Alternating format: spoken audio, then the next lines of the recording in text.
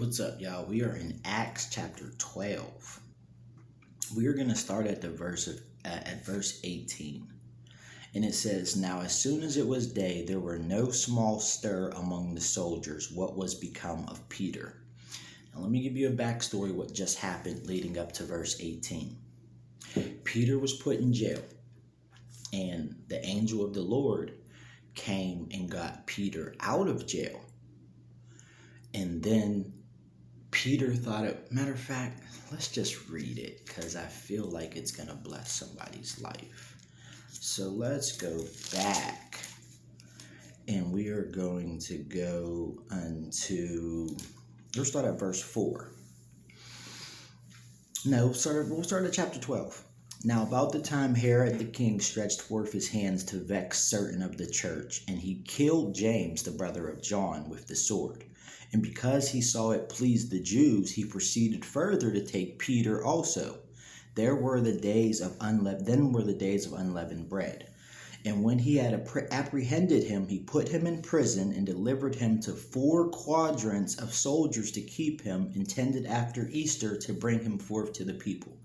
Okay, so we have King Herod, and he's apprehending Christians. He killed one of them, and he saw that it pleased the Jews. So he also caught Peter and put Peter in jail. That's all that's going on so far. "Peter therefore was kept in prison, but prayer was made without ceasing of the church unto God for him." Okay, we're having 2 different points of views here. On one point, we have Peter sitting in jail. On another point, we have all the Christians and the people of God outside at their home. They're praying to God for Peter, which lets you know, you never know, while you're sitting in your prison, while you're sitting in your cage, you never know who's praying for you. Some of us have made it because of that praying grandma, because of that praying mother, because of that praying church. So let's keep reading. "And when Herod would have brought him forth the same night, Peter was sleeping between 2 soldiers, bound with 2 chains, and the keepers before the door kept the prison." Okay, so it's the day before Peter is about to be sentenced and probably put to death. Peter is sleeping. Now, it always amazes people when they talk about this scripture because Peter was literally about to die the next day, and yet he was sleeping. And I personally believe the reason why Peter was sleeping, if you go back in the Bible, you have a conversation with Jesus and Peter, and Jesus tells Peter the way that he's going to die. He tells him, while you were young, you go where you want to go and you get to do what you're going to do. But when you're older, you will be dragged back and forth. And what he was telling him was the way in which Peter was going to die. So if you have someone, God, who prophesies when you were going to die, I feel like Peter never knew when he was going to die, but he made his peace with it because Jesus also told him, "I'm going to build my church upon you." So 2 things. I believe Peter was sleeping, 1, because maybe he knew God's not done building his church upon me, so I'm not about to die yet. Or God has already did what he needed me to do, and he told me how I'm going to die, so I'm good with it. You get what I'm saying? I feel like that's why Peter was sleeping.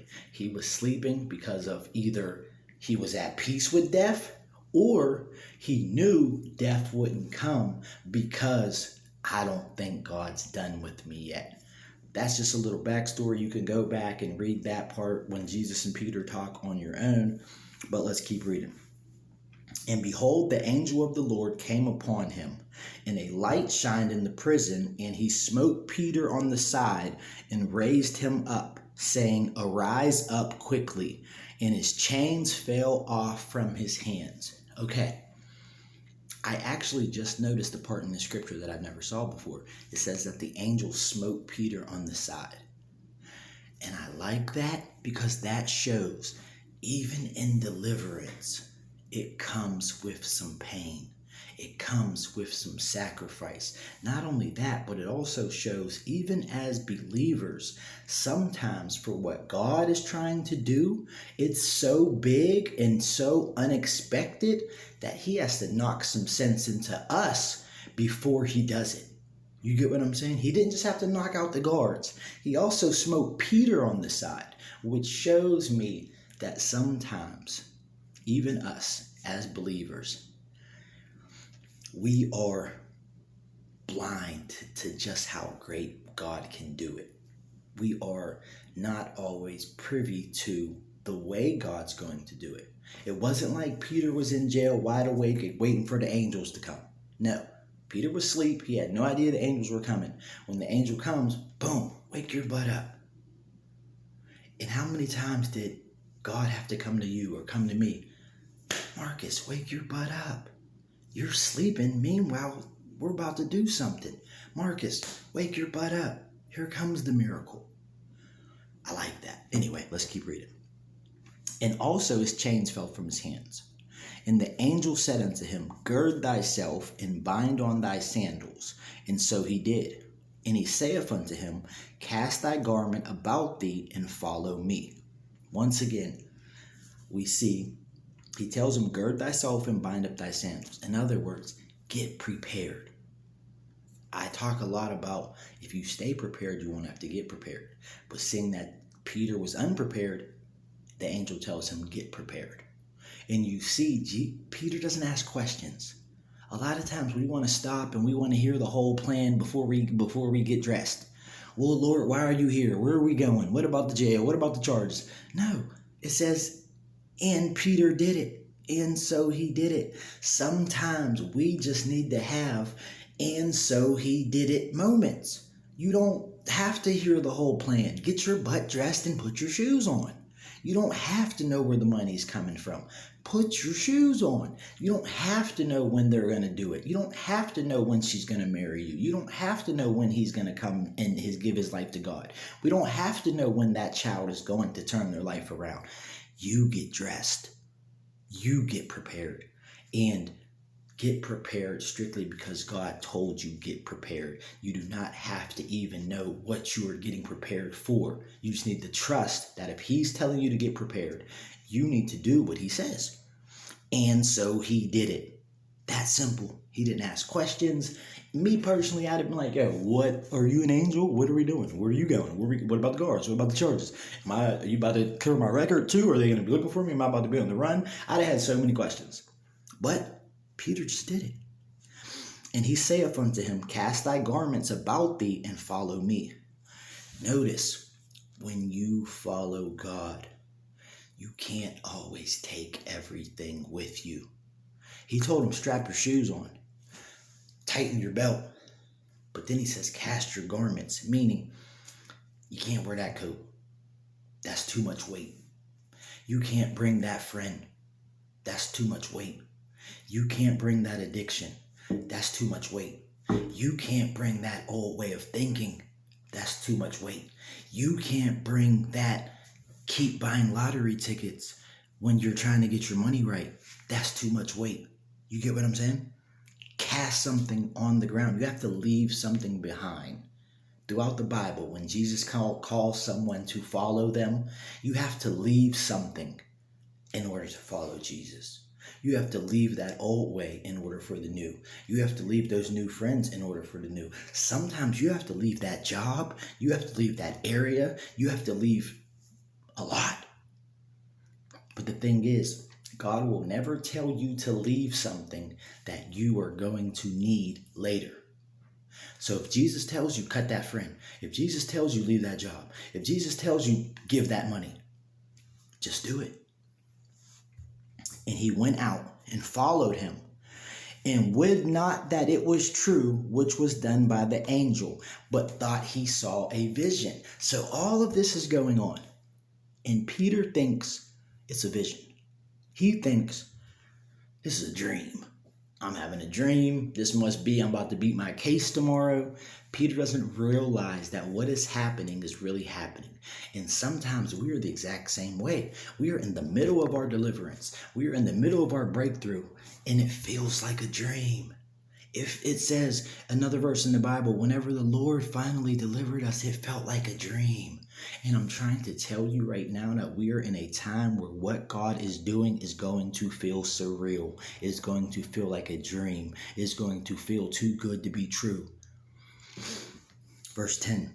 When they were past the first and second ward, they came unto the iron gate that leadeth unto the city, which opened to them of its own accord, and they went out and passed on through one street, and forthwith the angel departed from him. Notice, the door wasn't open until they got to it. The door wasn't just wide open and they walked through all open doors. No. Peter saw the door open. And what I'm trying to tell you is, sometimes you're looking down the road for the door to be open, and because the door's not open, you haven't started walking yet. And what you don't realize is God is saying start walking towards it, and when you get there, the door will open. So many of us want to see the open doors before we take a step. No, sometimes the door looks closed all the way up until you get there, and then it opens. That's why we have to walk by faith and not by sight. If you have to see all open doors before you make a step, I'm telling you now, you will not make too many steps. All right, I'm excited. And it says they walked through the door, went down the street, around the corner, and then the angel left. And that's what God does. He will come, bring a miracle into your life, and then just leave. Notice the angel didn't give him directions. He didn't tell him what to do next. We walk by faith. God is there to do what you can't do.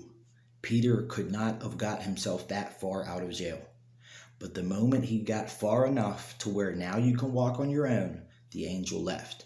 So many of us want the angel to stay with us. We want to remain in that place where we feel closest to God. We want to remain, but the thing is, you can't be in church service all day long getting goosebumps. At some point, Monday comes and you have to walk it out. You have to walk it out whether you feel close to God still or not. Sometimes God will come and do what you can't do, but then, not that his presence will ever leave you, but that feeling of the angels right beside me will leave you. And sometimes that scares us because we sometimes as people only want to praise God when we feel the presence of God. If I don't got goosebumps, I don't feel close to God. But you need to understand that's why you need to know the truth and not just your feelings. You need to understand that God is forever close to you, whether you feel it or not. Why? Because the Bible says he will never leave you or forsake you. Not because of your feeling. The Bible doesn't tell you when you feel close to God, you're close to him. No, the Bible says he will never leave you or forsake you. That means sometimes you're not going to feel like he's there, but he is there. But notice that oneness, that walking with the angel wasn't for the rest of his life. He only walked with the angel to do what he couldn't do on his own without the angel. The minute we're past all the guards and away far enough from the jail, you got to walk on your own now. Not on your own completely, but you don't have the angel knowing he's right there. You just need to know that God's presence is there, but so many of us want the angel to stay with us. And when Peter was come to himself, he said, Now I know of a surety that the Lord hath sent his angel and have delivered me out of the hand of Herod, and from all the expectation of the people of the Jews. In other words, Peter is just now realizing that what just happened really happened. And that is going to be your story. That is going to be someone's story, that it is going to feel like a dream. And one day you're just going to be like, oh my God, this really is my life. I really do own that house. I really am leading that family. I really do have that ministry. I really do have that influence. God really did come and change my life. But notice it felt like a dream. Notice it happened in stages where he's doing it, but it doesn't feel real. He thinks it's a dream or a vision. And then when the angel leaves and reality sets in, that's when he notices. I prophesy that you're going to have a time when you walk with the angel and it's going to feel like you're dreaming. But when the angel leaves, your reality will set in and you will realize that God did something that you couldn't do. And now you're left with the reality of it really happened.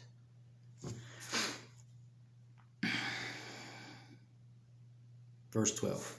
And when he had considered the thing, he came to the house of Mary, the mother of John, whose surname was Mark, where many were gathered together praying. Notice, remember the story started with they're praying, Peter's in jail. 2 different prisons, 2 different places. And as Peter knocked at the door of the gate, a damsel came to hear him named Rhonda. And when she saw Peter's voice, and she opened not the gate for gladness, but ran and told how Peter stood before the gate. In other words, they're praying for Peter to get out of jail. Next thing you know, Peter's knocking at the door. The girl hears it's Peter, and instead of opening the door, runs back to go tell everybody Peter's at the door. That's what just happened in all those verses.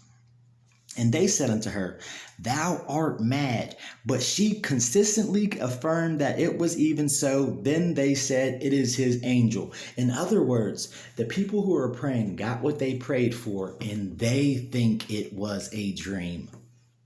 Like, that just shows you, once again, the entire thing of this verse, all of these scriptures is trying to tell you that God is able to do you so good that even you and me as believers don't believe it. They were literally praying for that.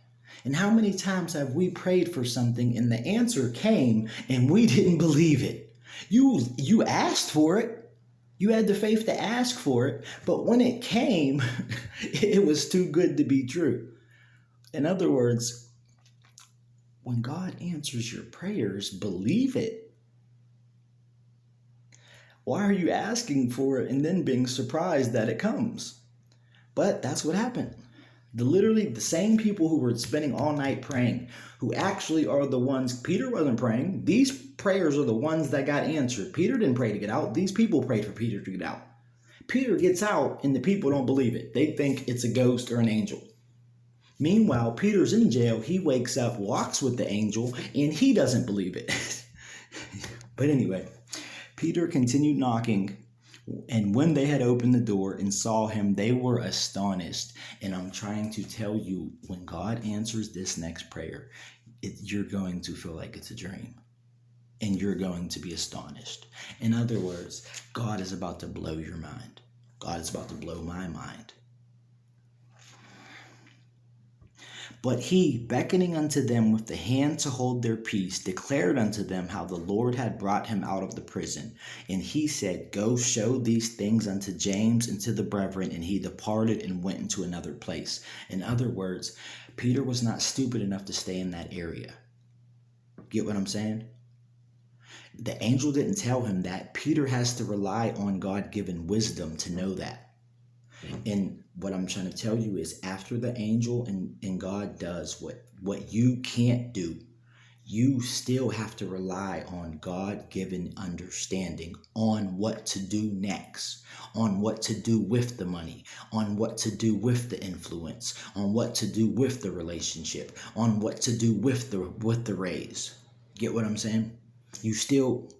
Peter wasn't stupid enough to say, man, the angel got me out. I ain't going nowhere. No, Peter still used wisdom. I just broke out of jail, angel or not. I'm on the run. I got to go.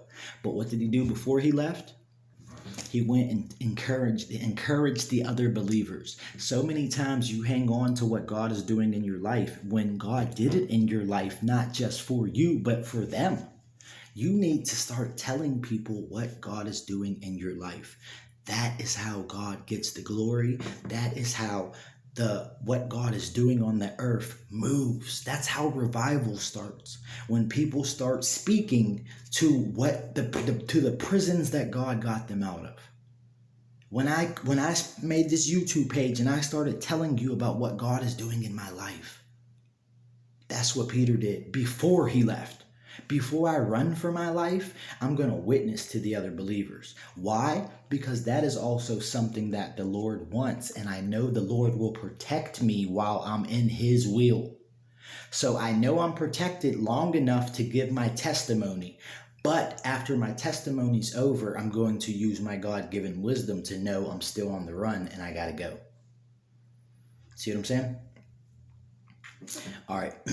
Now, as soon as it was day, there were no small stir among the soldiers what was become of Peter. We're back at the verse we started.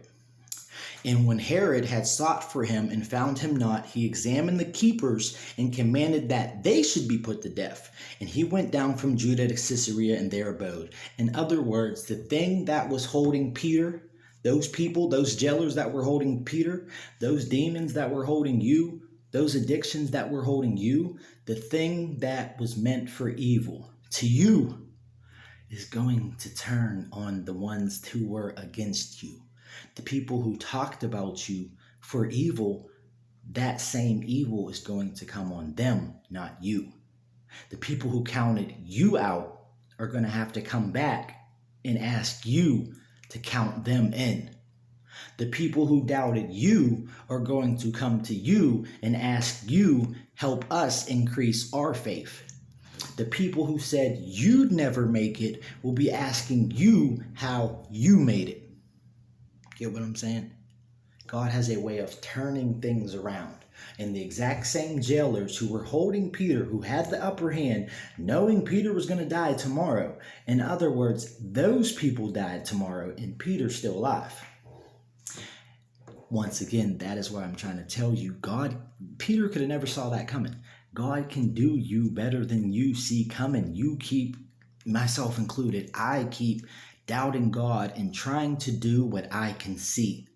Meanwhile, God is trying to do me better than I can even think. I'm trying to tell you right now, I'm talking, this is really what's going on in my life right now. I keep trying to do what I can see. Lord, you said I'm going to be rich, so let me go buy this lottery ticket. Lord, where's it coming from? Let me go do this. It could come from here. Meanwhile, all of the things that I try to do keep failing. And I'm actually lowering myself. I'm having less money. Meanwhile, God's just like, boy, you're never going to be able to do it for yourself and then give me the glory. You need to sit still, watch me do it so that I can do something that you could have never done. Get what I'm saying? God is trying to do something in my life, in your life, that we can't do for ourselves. And because we have a little bit of revelation, we think it's coming from here. Let me go do this. We think it's coming from there. This makes sense. He said, I'm going to be rich. Let me go do this. Meanwhile, what God is saying and what these verses are saying, you need to let God do. Because the thing that He's going to do is better than you can do for yourself. It is something that is literally classified as a miracle. Peter could not have done that by himself. Peter could not have woke up, knocked off his chains, and walked out that jail without the angel. And what I'm telling you is, for myself too, Marcus, stop trying to do the miracle, because if it was a miracle, if it was something that you could do, it wouldn't be a miracle. The next act of God in my life, the next act of God in your life is going to be classified as a miracle, something that we can't do on our own. So stop trying. And when it happens, tell other people. I'm telling you right now, that's what's been going on in my life. I got a word that, I'm about to have more money. I went through a season where I've been down lately, but God was testing me about money. Then I started getting a revelation about abundantly. I kept seeing abundantly everywhere. All right, Lord, I see what you're trying to tell me. It's about to go down. I start buying lottery tickets. Now I'm spending more money. Meanwhile, God speaks to me last night. Boy, it's not something that you can do. Just because I told you what's going to happen doesn't mean it's up to you to go make it happen.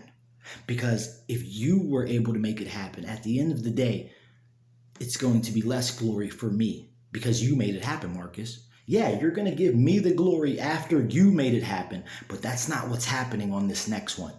This next one is going to be me getting you out of jail. Remember when I got out of jail? That wasn't nothing short of God. I couldn't take no glory for that. And God is saying, once again, I'm going to put you in a situation, Marcus, where when it happens, you are just going to be just like, you're going to be just as surprised as everybody else. And it's not going to be no credit to Marcus. It's going to be, that was God. And I believe that that's not just for me. I believe that that's what can happen in someone else's life listening to this. It's not going to be something that you can do for yourself, but it's going to be, that was God. All right, let's wrap this up. In verse 20, and Herod was highly displeased with them of Tyre and Sidon, but they came with one accord to him, and having Blastus the king's chamberlain, their friend, desired peace because their country was nourished by the king's country. And upon a set day, Herod, arrayed in royal apparel, sat upon his throne and made an oration unto them. In other words, Herod is mad that Peter got out of jail. He puts those people to death. He goes out to address the people, dressed in his little royal clothes, boasting of himself. Verse 22, and the people gave a shout, saying, it is the voice of a God and not of man. In other words, the people started to praise Herod as if he was a god.